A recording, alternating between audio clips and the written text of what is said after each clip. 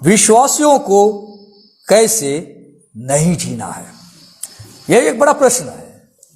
अगर आप एफिसियों की पत्री 4 अध्याय 17 पद से लेके 19 पद तक पढ़ेंगे तो इस बड़े प्रश्न का उत्तर वहां पे हमें देखने को मिलेगा। विश्वासियों को, बिलीवर्स को कैसे नहीं जीना है। पद 17 को देखिए। इसलिए मैं यह कहता हूं और प्रभु में आग्रह करता हूं कि जैसे अन्य जाति लोग अपने मन की अनंत रीति पर चलते हैं, तुम अब से फिर ऐसे न चलो। 17 पद से लेके 19 पद तक का जो सार है वह यह है कि विश्वासियों को अविश्वासियों के जैसे नहीं जीना है। बहुत सिंपल आंसर। विश्वासियों को अन्य जातियों के जैसे नहीं जीना है। बहुत सिंपल आंसर, हर कोई याद कर सकता है। और इस पैसेज में इस बड़े सब्जेक्ट को वो समझा रहा है, एक्सप्लेन कर रहा है, और आज हम उस एक्सप्लेनेशन को समझने का प्रयास करेंगे। पद 17 में लिखता है, इसलिए मैं यह कहता हूं और प्रभु में आग्रह करता हूं, आई इंसिस्ट। वह कहता है यह प्रभु की आज्ञा है, यह प्रभु की आज्ञा है कि विश्वासी अविश्वासी के जैसा न जिए। This is the commandment of the Lord. कोई व्यक्ति यह कहता है कि मैंने यीशु पर विश्वास किया है, तो उसके लिए प्रभु की यह एक आज्ञा है। आज्ञा यह है कि वो अविश्वासी के जैसा न जिए, अविश्वासी के जैसा न चले। प्रभु में आग्रह करता हूं कि जैसे अन्य जाति लोग अपने मन की अनंत रीति पर चलते हैं, तुम अब से फिर ऐसे न चलो। अब से, हां, एक समय था प्रभु यीशु मसीह को जानने से पहले तुम अन्य जाति के लोगों के जैसा चलते थे, जीते थे। हर कोई जीता था। प्रभु यीशु को जानने से पहले हम सबों का जीवन अन्य जातियों के जैसा, अविश्वासियों के जैसा था। हम चलते थे। पर अब से, now there is a new beginning. एक समय आप इस रास्ते में चलते थे, पर अब से तुम इस रास्ते पे चलो। पहले तुम अविश्वासियों के रास्ते पे चलते थे, पर अब तुम इस रास्ते पे चलो। तुम अब से फिर ऐसे न चलो। यीशु मसीह पे विश्वास करने का मतलब है आपके लाइफ में क्रांतिकारी परिवर्तन का आना। Faith in Christ demands radical changes in your life. क्रांतिकारी परिवर्तन आप समझते हैं। अगर आप इतिहास पढ़ते तो कई बार क्रांतिकारी घटनाओं के बारे में हम लोग पढ़ते हैं। रेडिकल चेंज, क्रांतिकारी परिवर्तन आपके लाइफस्टाइल में और आपके जीवन शैली में। विश्वासियों को अविश्वासियों के जैसे नहीं जीना है। अविश्वासी कैसे जीते हैं? यहां पे 5 बातें बताई गई है। अविश्वासी या अन्य जाति के लोग कैसे जीते हैं, 5 बातें यहां पे बताई गई है। नंबर 1 यहां लिखा है, जैसे अन्य जाति लोग अपने मन की अनंत रीति पर चलते हैं। नंबर 1, वे मन की अनर्थ रीति पर चलते हैं। दूसरे शब्दों में वे अनर्थ की बातों पर मन लगाते हैं। They live in the futility of their mind, futility of their thinking. ये क्या मतलब है? कठिन शब्द है, हम इसे समझेंगे। अविश्वासी लोग अपने मन की अनर्थ रीति पर चलते हैं। अनर्थ, जिसका समानार्थी शब्द होता है व्यर्थ। अनर्थ की बातों पर मन लगाते हैं, व्यर्थ बातों पर मन लगाते हैं। अगर आप सबोपदेशक पढ़ते, राजा सुलेमान ने उस पुस्तक को लिखा है, वहां पे एक शब्द को वो बार बार इस्तेमाल करता है, जो शब्द हम यहां पे पढ़ते हैं। अगर आप पढ़ेंगे सबोपदेशक 1 अध्याय उसका 2 पद, उपदेशक का यह वचन है, व्यर्थ ही व्यर्थ, व्यर्थ ही व्यर्थ, सब कुछ व्यर्थ है। राजा सुलेमान अपने जीवन में संतुष्टि पाने के लिए उसने कई तरीकों को अपनाया, व्यर्थ बातों पर उसने मन लगाया और उसने सोचा कि वो अपने लाइफ में सेटिस्फैक्शन को पाएगा थ्रू नॉलेज, ज्यादा ज्ञान के द्वारा। और बहुत ही ज्ञानवान इंसान था राजा सुलेमान, अपने जमाने का सबसे ज्ञानवान इंसान कहा जाता। उसने सोचा कि धन के द्वारा मन में सेटिस्फैक्शन आएगा। उसने सोचा कि म्यूजिक के द्वारा मन में सेटिस्फैक्शन आएगा, आजकल कई सारे लोग सिखाते हैं। उसने सोचा कि आर्ट यानी कला के द्वारा मन में सेटिस्फैक्शन आएगा। उसने सोचा कि बहुत सारी स्त्रियों को अगर वो अपना लेगा और उसकी कई सारी स्त्रियां आ जाएगी तो अपने मन को संतुष्टि दे पाएगा, क्योंकि एक राजा होने के नाते उसकी कई सारी पत्नियां हैं, तो फिजिकल सेटिस्फैक्शन उसके पास आ जाएगा। पर अंत में वो कहता है ये सारा चीज व्यर्थ है, व्यर्थ ही व्यर्थ, व्यर्थ ही व्यर्थ। आज दुनिया किधर दौड़ रही है समझने का प्रयास करिए। परमेश्वर की अनंत जीवन की बातों पर मन न लगाकर जीना मतलब व्यर्थ बातों पर मन लगाना, व्यर्थ सोच पर जीवन जीना है।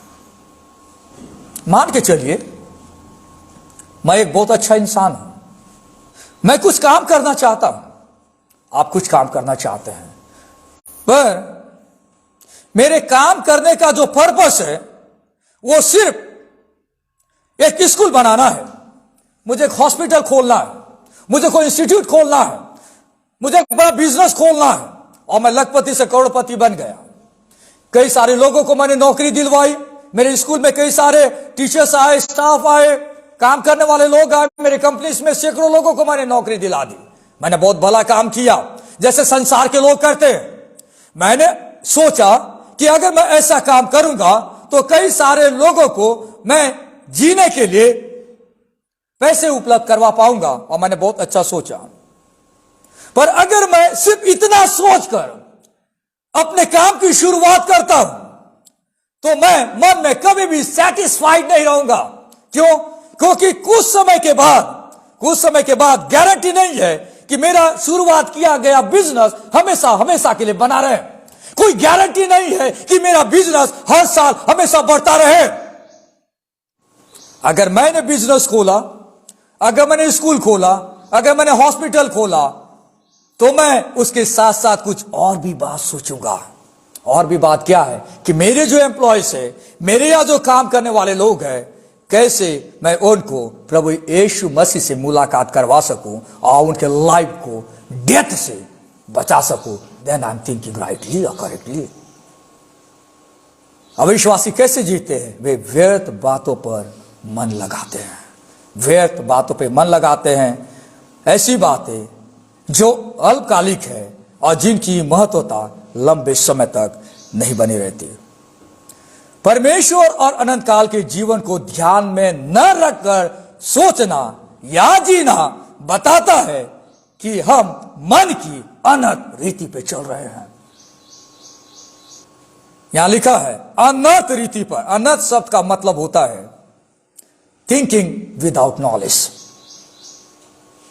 आप सोच तो रहे हैं पर आपके पास प्रॉपर नॉलेज नहीं है, और ऐसी चीजों के लिए आप सोच रहे हैं और उसको एक्शन में लाना चाहते हैं जिसका इटर्नल वैल्यू नहीं है, जो लंबे समय तक फायदा देने वाला नहीं है।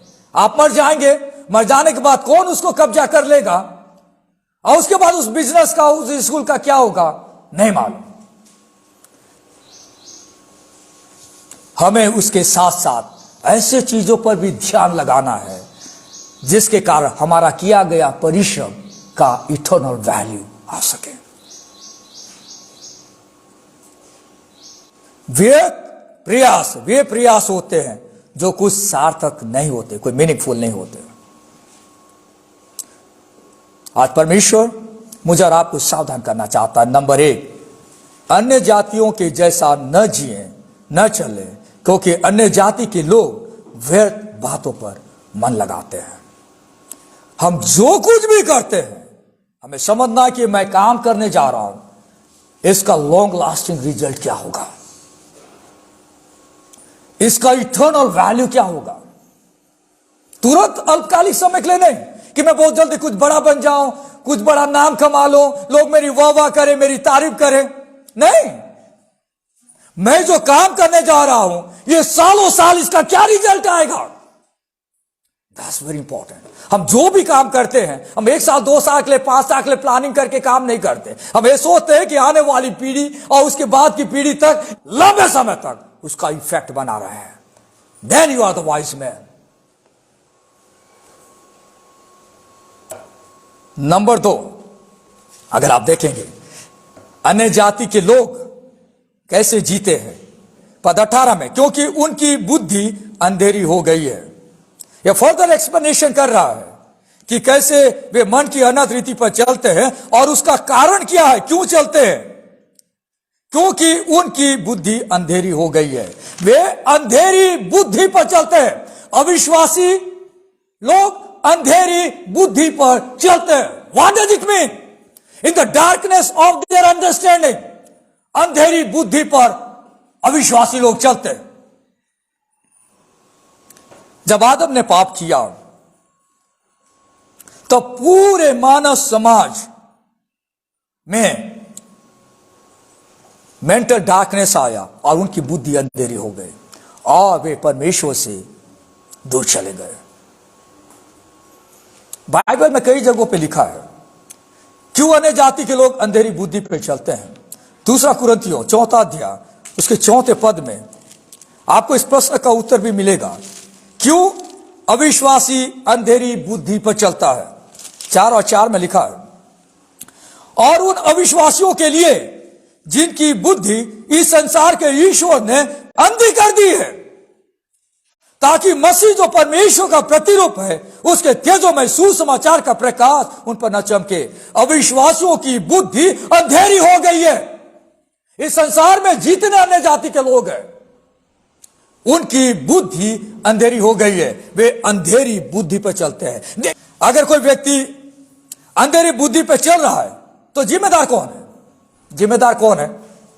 अगर मेरे परिवार में कोई व्यक्ति प्रभु यीशु को नहीं मानता, वो अंधेरे में है, तो जिम्मेदार कौन है? क्या हम जिम्मेदार आदम को देंगे कि उसने पाप किया इसलिए आज मेरी बुद्धि अंधेरी हो गई? अगर आप भी आदम की जगह रहते तो आप भी सेम काम करते।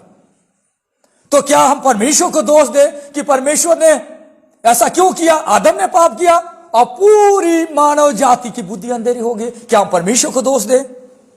नहीं, परमेश्वर ने वहां पे जस्टिस किया, न्याय दिया। We all are responsible. अगर हम परमेश्वर के रास्ते पे नहीं है और अंधेरी बुद्धि पे चल रहे हैं, ईच पर्सन इज रेस्पॉन्सिबल। ये जो अन्य जाति के लोग हैं, न सिर्फ वे अंधेरी बुद्धि पे चलते हैं, वे अंधेरी बातों से प्यार भी करते हैं। आज बहुत सारे लोग क्यों प्रभु यीशु को नहीं मानना चाहते मालूम है? क्योंकि उन्हें सांसारिकता से प्यार है। बहुत सारे लोग अपने पापों में बने रहना चाहते हैं, अपने पापों में लिप्त रहना चाहते हैं, इसलिए वे यीशु मसीह को रिजेक्ट करते हैं इन दिस वर्ल्ड। ये दूसरा बड़ा कारण है, वे अंधेरी बुद्धि पर चलते हैं। अंधेरी बुद्धि पर चलते हैं। जब आप यीशु मसीह पे विश्वास करते हैं, तब आपकी बुद्धि नहीं बनती जाती है। हमें अविश्वासियों के जैसा नहीं जीना है, वे अंधेरी बुद्धि पर चलते हैं। तीसरी बात आप यहां पे देखेंगे उसी में आगे में, और उस अज्ञानता के कारण जो उनमें है और उनके मन की कठोरता के कारण वे परमेश्वर के जीवन से अलग किए गए हैं। उनके पास परमेश्वर का जीवन नहीं है। अविश्वासियों के पास परमेश्वर का जीवन नहीं है जो आपके पास है। वे परमेश्वर के जीवन के बिना जीते हैं। उनके पास वह जीवन या अनंत जीवन नहीं है जो परमेश्वर की ओर से मिलता है। यह अविश्वासियों का जीवन है। एक मसीह बनने का मतलब है receiving new life from God, परमेश्वर से नया जीवन पाना। जब आप मसीह बनते हैं तो आपके पास नया जीवन आता है जो अविश्वासियों में नहीं है, अविश्वासियों में नहीं है, अन्य जातियों के पास नहीं है। आपके पास अनंत जीवन है, आपके पास नया जीवन है। वचन के अनुसार जो उस पर विश्वास करता है वो अनंत जीवन पाता है। तीसरी बड़ी बात, हमें अन्य जातियों के जैसा जीवन नहीं जीना है। अन्य जातियों के पास परमेश्वर का जीवन नहीं है, हमारे पास परमेश्वर का दिया गया जीवन है, उसके अनुसार हमें जीवन जीना है। चौथी बात जो यहां पर लिखी गई है वो ये है, और उस अज्ञानता के कारण जो उनमें है और उनके मन की कठोरता के कारण वे परमेश्वर के जीवन से अलग किए हुए हैं। वे मन की कठोरता के कारण आत्मिक अज्ञानता में चलते हैं। चौथी बड़ी बात, जो अविश्वासी होता है, जो अन्य जाति का व्यक्ति होता है, वह मन की कठोरता के कारण आत्मिक अज्ञानता में चलता है। अन्य जाति का व्यक्ति परमेश्वर को व्यक्तिगत रूप से नहीं जानता, अज्ञानता में वो जीता है। और यहां लिखता है मन की कठोरता के कारण में, उसने अपने मन को कठोर कर लिया है, इसलिए वो परमेश्वर को नहीं जानना चाहता। अज्ञानता का मतलब यह नहीं है कि उसे कुछ नहीं आता। अज्ञानता का मतलब यह भी नहीं है कि वो बहुत इंटेलिजेंट नहीं है। तो क्या मतलब है? अज्ञानता का यहां पे मतलब है कि एक अविश्वासी जो है उसके पास ज्ञान है। That unbelievers possess the knowledge, उनके पास नॉलेज है और उस नॉलेज पे वे ट्रस्ट करते हैं और काम करते हैं। पर जो नॉलेज है वो नॉलेज परमेश्वर के वचन पे आधारित नहीं है। समझ रहे हैं आप पॉइंट को? यहां पे अज्ञानता का मतलब यह नहीं कि उन्हें कुछ नहीं आता है, आपसे ज्यादा विद्वान है। आप उसे पूछेंगे तो दुनिया की कई सारी बातें आपके सामने समरी के रूप में प्रस्तुत कर देंगे, पर they don't have the knowledge about the truth of God.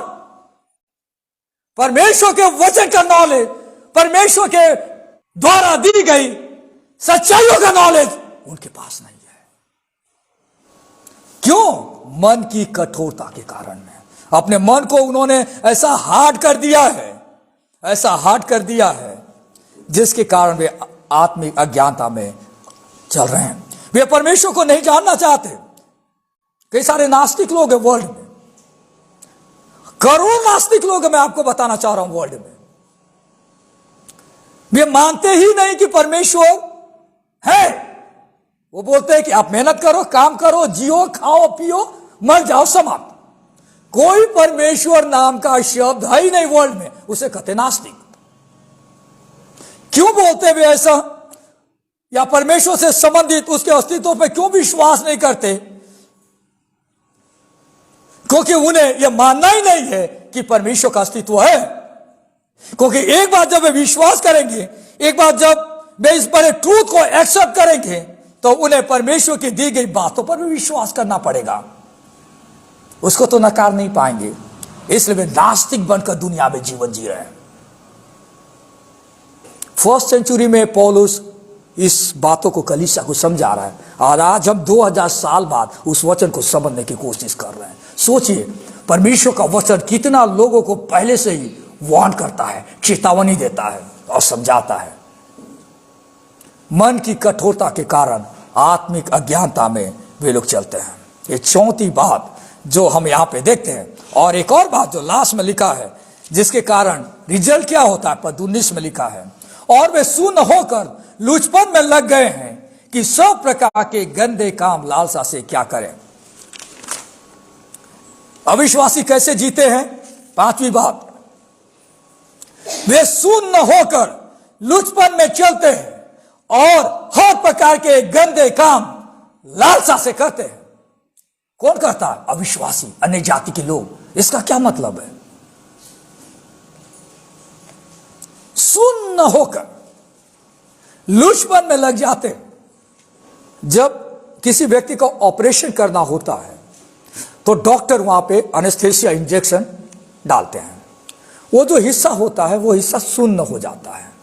यानी इसका मतलब ये है कि उसके बाद अगर आप वहां पे चाकू से भी काटेंगे तो आपको दर्द का आभास नहीं होगा, क्योंकि वो हिस्सा जो है सुन्न हो गया। सुन्न यानी एकदम आपको फील नहीं होगा, दर्द फील नहीं होगा। एक प्रकार से पत्थर बन गया वो हिस्सा। आत्मिक तौर से अगर हम बात करें तो अब आपके सामने कुछ लज्जाजनक बात ही नहीं रहेगी, वैसा आपका जीवन हो गया। पहली बार जब कोई व्यक्ति पाप करता है तब वो सोचता है, क्या होता है, एक ही बार तो मैंने ये पाप किया। दूसरी बार जब वो पाप करता है, सेम पाप को रिपीट करता है,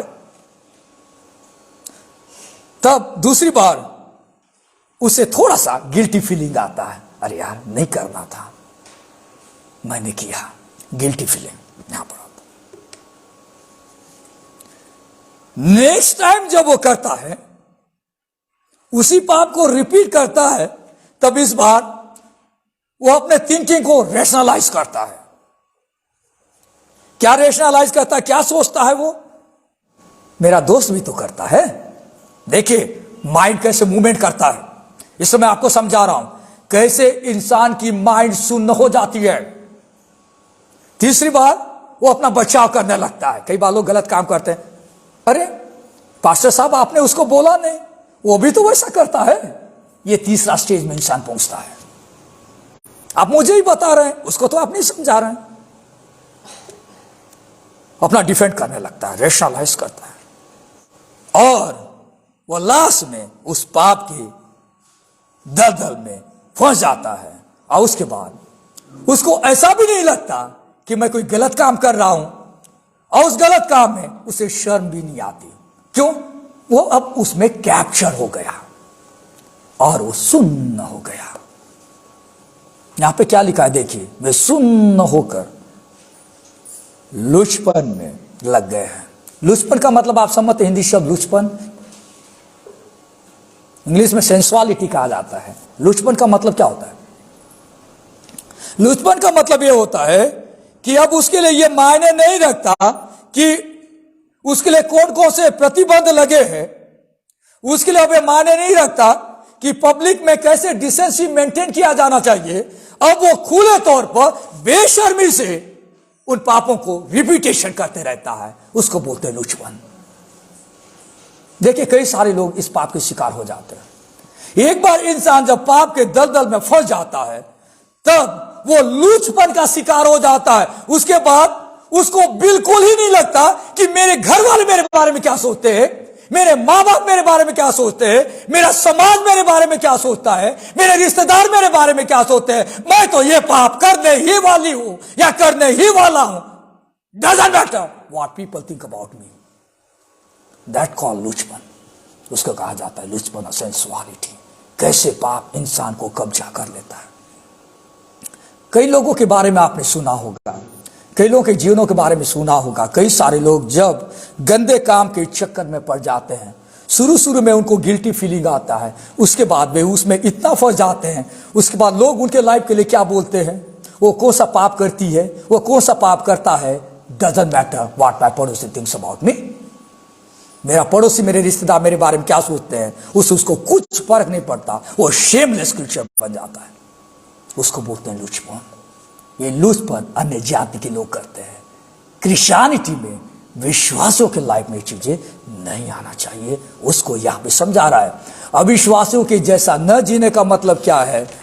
मतलब यह है कि अविश्वासी जिस प्रकार सुन्न होकर लुचपन में चलते हैं, वैसे विश्वासियों को नहीं बनना। जब वे पाप करते हैं तो तुरंत रिटर्न होना, हार्ट ऑफ रिपेंटेंस उसके पास चाहिए। पश्चाताप की मन लेकर वापस परमेश्वर के पास आना। उसमें अगर लंबे समय तक चिपके रहे तो वो आगे जाके सुन्न पड़ जाएंगे। उसके बाद कोई उनको डांटेगा तो भी कोई फर्क पड़ने वाला नहीं है। कई सारे लोग प्रभु को ग्रहण करने के बाद भी अपने मोरल स्टैंडर्ड को मेंटेन करके नहीं रखते। उनके लाइफ में कई सारी ऐसी चीजें हैं जो वे लोग करते रहते हैं जो कलीसिया के लिए ठीक नहीं है, मसीहियों के लिए ठीक नहीं है, प्रभु के मानने वाले लोगों के लिए ठीक नहीं है। कई सारे लोग, कई सारे परमेश्वर के सेवक, कई सारे विश्वासी इस प्रकार के पाप के शिकार हो चुके हैं। परमेश्वर का वचन वार्न करता है, अविश्वासियों के जैसा न जिए।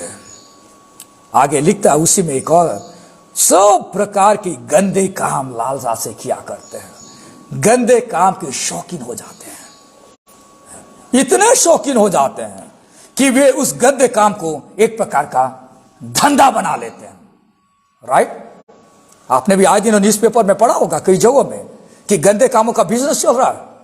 और आप कई बार न्यूज़पेपर में पढ़ते हैं, सुनते हैं, बड़े बड़े हस्तियां उस गंदे काम में इन्वॉल्व है। पुलिस इन्वेस्टिगेशन कर रही है कि ये बिजनेस कैसे चल रहा है, धंधा बिजनेस यहां पे। कई जगहों में पकड़ भी आ रहे हैं, कई लोगों को जेल में बंद किया जा रहा है। पर क्या करें, वे सुन्न हो गए हैं,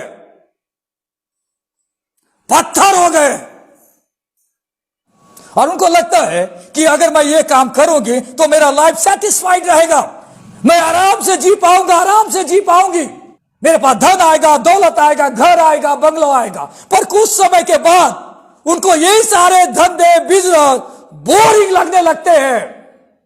रियलिटी मैं आपको बता रहा हूं, कुछ समय के बाद उस महिला को या उस पुरुष को या कोई भी इंसान हो, जब लंबे समय तक उस बिजनेस में रहता है तब उसको बड़ा बोर लगने लगता है। उसको लगता है कि मैंने क्या कर दिया मेरे लाइफ का, मैंने मेरे लाइफ पे कुल्हाड़ी मार दिया, मैंने अपने लाइफ को डिस्ट्रॉय कर दिया। अब मैं बचना तो चाहती हूं पर नहीं।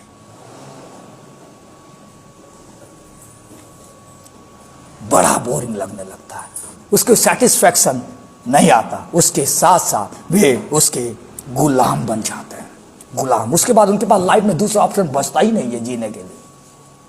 कौन करता है? अन्य जाति के लोग ऐसा करते हैं। यहां पे बताया गया अन्य जातियों के जैसा जीवन न जिए। आज का विषय जो आज मैंने आपसे शेयर किया, विश्वासियों को कैसे नहीं जीना है। सिंपल सा उत्तर है, विश्वासियों को अविश्वासियों के जैसे नहीं जीना है। अविश्वासी कैसे जीते हैं? वे व्यर्थ बातों पर मन लगाते हैं, मन की अनर्थ बातों के अनुसार वे चलते हैं। वे अंधेरी बुद्धि पर चलते हैं। They walk in the darkness of their understanding. तीसरी बात, उनके पास परमेश्वर का जीवन नहीं है। They are alienated from the life of God. जो जीवन परमेश्वर से मिलता है वो जीवन अविश्वासियों के पास नहीं है। चौथी बात, वे मन की कठोरता के कारण आत्मिक अज्ञानता में चलते हैं। उनको लगता है कि वे बहुत ज्ञानवान इंसान है, बट उन्हें परमेश्वर के वचन की सच्चाई का जानकारी नहीं है।